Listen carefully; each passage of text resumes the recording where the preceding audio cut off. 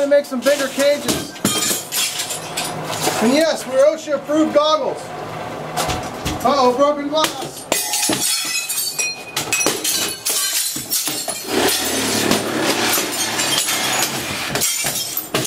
So we're taking some of the old cages and cutting the centers out, making them bigger, and making them more and more better, like a zoom. More and more better, more and more better. Anyway, hey, easy there, bud. Cut that stuff. So,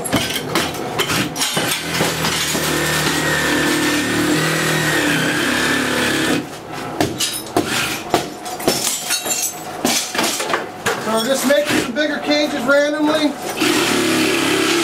the animals some stretch out space. And we're going to get it done. So, check us out, guys. You're on YouTube right now, right? So, don't forget to subscribe because we have a lot cooler stuff than this. Just wait till you see what's coming.